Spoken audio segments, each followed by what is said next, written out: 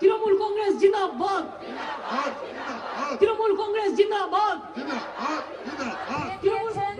পশ্চিমবঙ্গে যখন আমাদের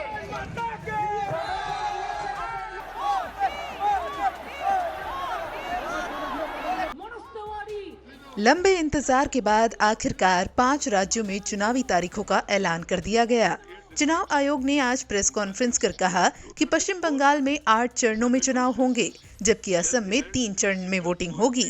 वहीं तमिलनाडु, केरल और पुडुचेरी में 6 अप्रैल को 1 चरण में मतदान होगा। सभी राज्यों के नतीजे 2 मई को घोषित होंगे। चलिए अब हर राज्य की तारीखों को सिलसिलेवार तरीके से समझते हैं। चुनाव आयोग के मुताबिक 27 मार्च को 30 सीट पर पहले चरण में मतदान होगा। दूसरे चरण में 30 सीट पर 1 अप्रैल को मतदान होगा।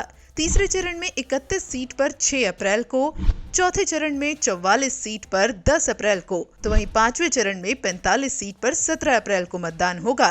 फिर छठे चरण में 22 अप्रैल को 43 सीटों पर, तो 7वें चरण में 26 अप्रैल को 36 सीटों पर और 8वें चरण में 35 सीटों पर 29 अप्रैल को मतदान होगा, जबकि मतगणना 2 मई को की जाएगी। वहीं असम की बात करें तो पहले चरण में 27 मार्च को 47 सीट पर मतदान होगा। दूसरे चरण में 1 अप्रैल को 39 सीटों पर मतदान होगा और आखिरी के तीसरे चरण में 6 अप्रैल को 40 सीट पर मतदान होगा।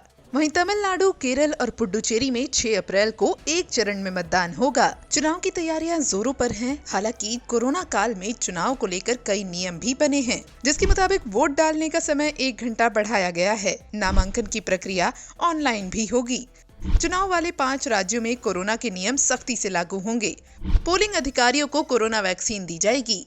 प्रचार के लिए भी 5 से ज्यादा लोग घर पर नहीं जा सकते। जमानत की राशि ऑनलाइन जमा की जा सकती है। आइए सबसे पहले बताते हैं कि किस राज्य में किसकी सरकार है।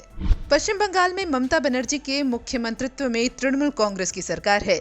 इसके साथ ही केरल में पिनराई विजयन की अगुवाई में लेफ्ट डेमोक्रेटिक फ्रंट की सरकार है, जबकि असम में सर्बानंद सोनोवाल की अगुवाई में बीजेपी की सरकार है और तमिलनाडु में मुख्यमंत्री ई पलानीसामी के नेतृत्व में AIADMK की सरकार है।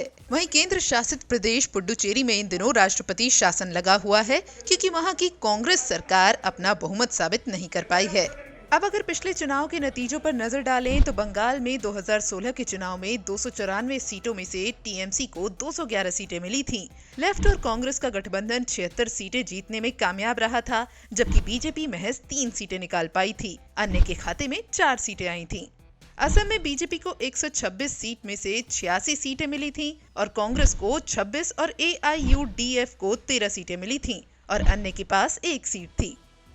तमिलनाडु में 234 विधानसभा सीटें हैं। इनमें से 136 सीटें जीतकर AIDMK गठबंधन ने सरकार बनाई थी। वहीं DMK और कांग्रेस गठबंधन को 98 सीटें मिली थीं।